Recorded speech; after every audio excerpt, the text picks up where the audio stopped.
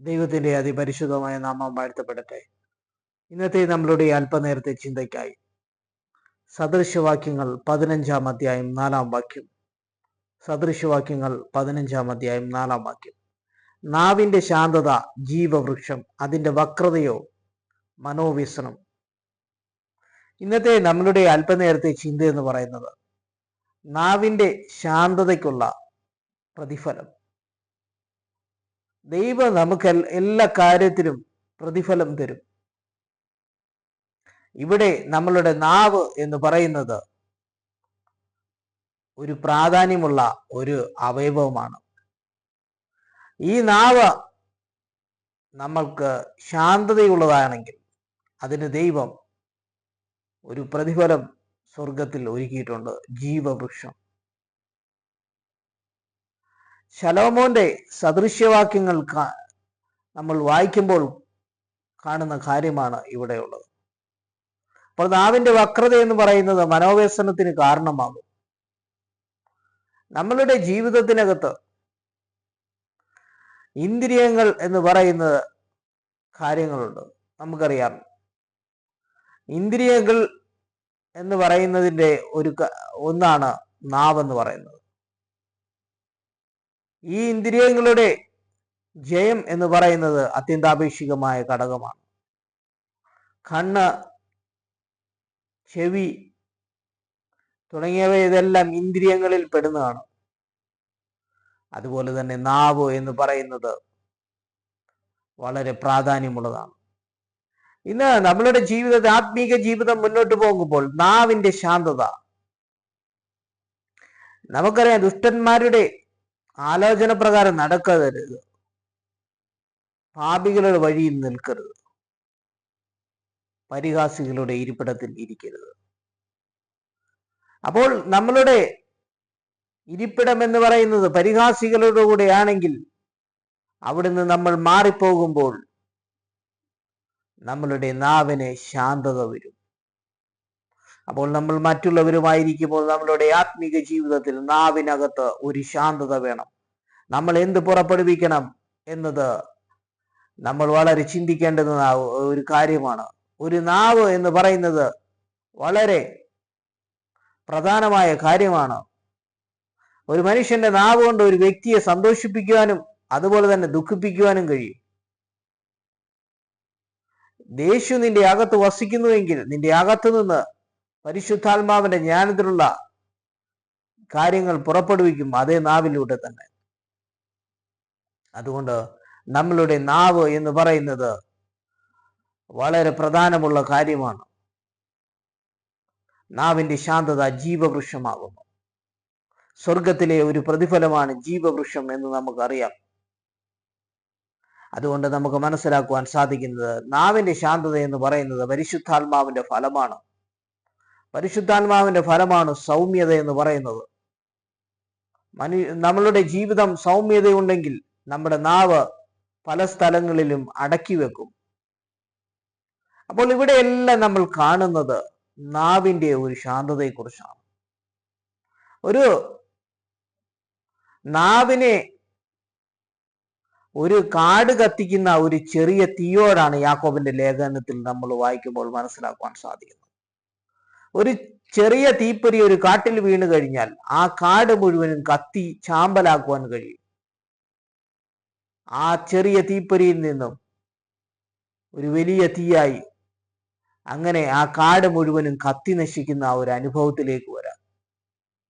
അതുകൊണ്ട് നാവിനെ ഇങ്ങനെയാണ് ഉപമിക്കുന്നത്. നമ്മളുടെ നാവ് പലതിനെയും നശിപ്പിക്കുവാൻ കഴിയുന്നതാണ്. ഏഷണി എന്ന് പറയുന്നത് ആത്മീക ജീവിതത്തിൽ ശരിയല്ലാത്ത ഒരു കാര്യമാണ്.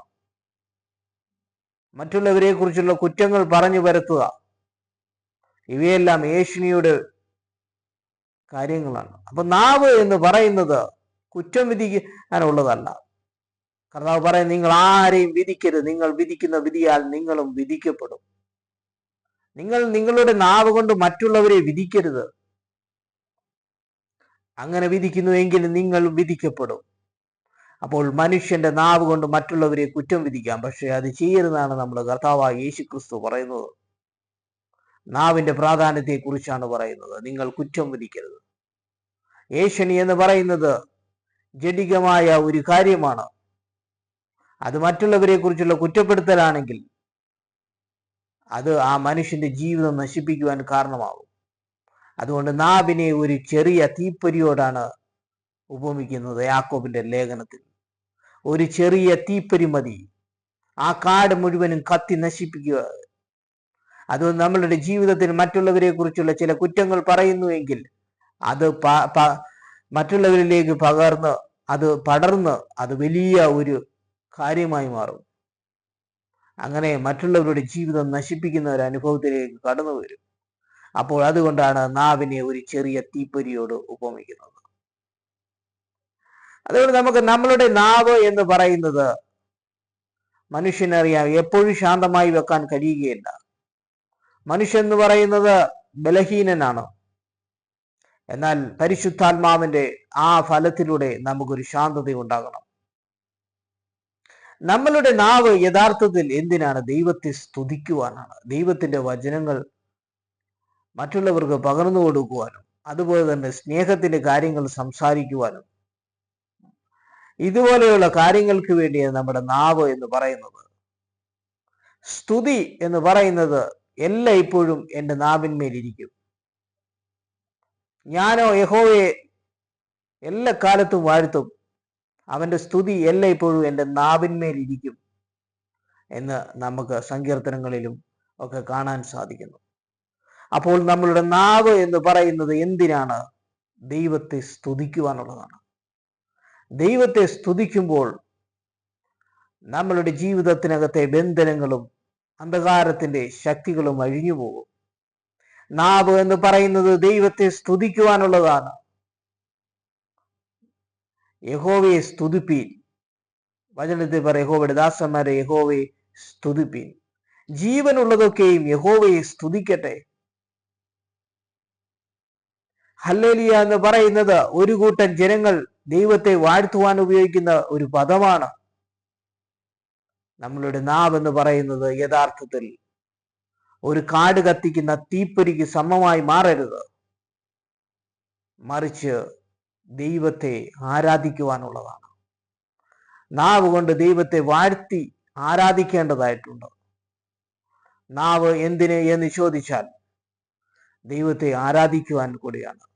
അതുപോലെ തന്നെ ആത്മീകമായും അതുപോലെ നല്ല കാര്യങ്ങൾ മറ്റുള്ളവരിലേക്ക് പകർന്നു കൊടുപ്പാനും സ്നേഹത്തിന്റെ വാക്കുകൾ മറ്റുള്ളവർക്ക് പകർന്നു കൊടുപ്പാനും നമ്മളുടേതായ ജ്ഞാനം മറ്റുള്ളവരിലേക്ക് പകർന്നു കൊടുക്കുവാനും വേണ്ടിയാണ്. അതുകൊണ്ട് നാവിന്റെ ശാന്തത എന്ന് പറയുന്നത് അത് ഉണ്ടാകേണ്ടിടത്താണ് ഉണ്ടാകേണ്ടത്. ദുഷ്ടന്മാരുടെ ആലോചന പ്രകാരം നടക്കരുത്, പാപികളുടെ വഴി നിൽക്കരുത്, പരിഹാസികളുടെ ഇരിപ്പിടത്തിലിരിക്കുക. പരിഹാസികളുടെ ഇരിപ്പിടത്തിലാണ് നിന്റെ നാവിന് ഒരു ശാന്തത ഉണ്ടാകേണ്ടത്. എവിടെയാണ് നാവിന് ശാന്തത ഉണ്ടാകേണ്ടത്? പരിഹാസികളുടെ ഇരിപ്പിടത്തിലും അല്ലെങ്കിൽ ഏഷണി പറയുന്നവരുടെ ഇടയിലുമൊക്കെ നമ്മളുടെ നാവിന് ശാന്തത ഉണ്ടായിരിക്കും. എല്ലായിടവും നാവിന് ശാന്തത ഉണ്ടായിരിക്കാൻ കഴിയുകയില്ല. ചിലയിടത്ത് നമ്മൾ പ്രതികരിക്കേണ്ടടുത്ത് പ്രതികരിക്കണം. എന്നാൽ യഥാർത്ഥത്തിൽ നമ്മൾ ഏഷണിക്കാരുടെ ഇടയിൽ ഒരു ശാന്തത നമ്മുടെ നാവിന് ഉണ്ടായെങ്കിൽ നാവിന്റെ ശാന്തത എന്ന് പറയുന്നത് അത് ജീവവൃക്ഷത്ത് എന്ന ഫലത്തിലേക്ക് നയിക്കും. നാവ് എന്ന് പറയുന്നത് ആവശ്യമില്ലാതെ ഉപയോഗിക്കുന്നുവെങ്കിൽ അത് ഒരു കാട് കത്തിക്കുന്ന തീക്ക് സമമായി മാറും. അതുകൊണ്ട് ഇതിന്റെ നാവിന്റെ വക്രത എന്ന് പറയുന്നത് മനോവ്യസനത്തിന് കാരണമാകും. നാവ് കൊണ്ട് വക്രത ചിന്തിക്കുന്നവരുണ്ട്, വക്രത പറയുന്നവരുണ്ട്. അതൊക്കെയും അവസാനം ഒരു നാശത്തിന് അല്ലെ മനോവ്യസനത്തിന് കാരണമാകും. അതുകൊണ്ട് നമുക്ക് മനസ്സിലാക്കുവാൻ സാധിക്കുന്നത് പരിശുദ്ധാത്മാവിന്റെ ഫലങ്ങളിൽ ഒന്നാണ് നാവിന്റെ ശാന്തത, അതാണ് സൗമ്യത എന്ന് പറയുന്നത്. ആ പരിശുദ്ധാത്മാവ് നമ്മളിലേക്ക് വരണം. കർത്താവായ യേശു ക്രിസ്തുവിനെ നമ്മൾ സ്വീകരിച്ചു കഴിയുമ്പോൾ പരിശുദ്ധാത്മാവാൻ ദൈവം നമ്മളെ വഴി നടത്തും. അപ്പോൾ നമ്മളുടെ നാവിന് ഒരു ശാന്തത പരിശുദ്ധാത്മാവിൽ ദൈവം നമുക്ക് തരും. അങ്ങനെ നമുക്ക് ഒരിക്കൽ ആ നിത്യജീവങ്കിലേക്ക് കടക്കുമ്പോൾ നാവിന്റെ ശാന്തതയ്ക്ക് പ്രതിഫലമായി ജീവവൃക്ഷത്തിന്റെ ഫലം നമുക്ക് എടുക്കുവാൻ കഴിയും. ഇന്ദ്രിയ ജയം എന്ന് പറയുന്നത് വളരെ വ്യക്തമായ ഒരു കാര്യമാണ്. അതുകൊണ്ട് ശലോമോൻ പറയുന്ന ഒരു കാര്യമാണ്, നാവിന്റെ ശാന്തതയ്ക്കുള്ള പ്രതിഫലം എന്ന് പറയുന്നത് ജീവവൃക്ഷമാണ്. ഇന്ന് നമ്മളുടെ ജീവിതത്തിൽ, നമ്മുടെ സമൂഹത്തിൽ മുന്നോട്ട് പോകുമ്പോൾ നമ്മുടെ നാവ് എന്ന് പറയുന്നത് ദൈവവചനം ഘോഷിക്കുവാനും ആത്മീക ജ്ഞാനങ്ങൾ പകർന്നു കൊടുക്കുവാനും വേണ്ടതുള്ളതാണ്. അതുകൊണ്ട് നാവ് ശാന്തമാക്കി വെക്കേണ്ടതുണ്ട്. നമ്മൾ ശാന്തമാക്കണം. പരിഹാസികളുടെ ഇരിപ്പിടത്തിലാണ് നമ്മുടെ നാവിനെ ശാന്തമാക്കി വെക്കേണ്ടത്. അതുകൊണ്ട് ന്യായവിധി എന്ന് പറയുന്ന കാര്യം നമുക്കറിയാം, ഉണ്ടെന്ന് എല്ലാവർക്കും അറിയാം. ന്യായവിധി ദിവസത്തിൽ നമുക്ക് ധൈര്യം ഉണ്ടാകേണ്ടതായിട്ടുണ്ട്. അതുകൊണ്ട് ഇന്ദ്രിയ ജയങ്ങളിൽ ഒന്നാണ് നാവിന്റെ ആ ശാന്തത എന്ന് പറയുന്നത്, സൗമ്യത. ഇന്ദ്രിയങ്ങളെ ജയിപ്പാൻ നമുക്ക് കഴിയണം. അതുകൊണ്ട് ഇന്നത്തെ ദൈവത്തിന്റെ വചനത്താൽ ദൈവം നമ്മളെ അനുഗ്രഹിക്കട്ടെ. നമ്മുടെ ജീവിതത്തിനകത്ത് മുന്നോട്ട് പോകുമ്പോൾ നമ്മളുടെ നാവ് എന്ന് പറയുന്നത് ദൈവത്തെ സ്തുതിക്കുവാനും ആരാധിക്കുവാനും വേണ്ടി ഉപയോഗിക്കാം. അത് ശാന്തമാക്കേണ്ടതായിട്ട് എടുത്ത് നമുക്ക് ശാന്തമാക്കി വെക്കാം. അങ്ങനെ നമുക്ക് ജീവന്റെ ആ കിരീടം പ്രാപിക്കാം. ആ ജീവവൃക്ഷത്തിന് ഫലം നമുക്ക് എടുക്കുവാൻ കഴിയും.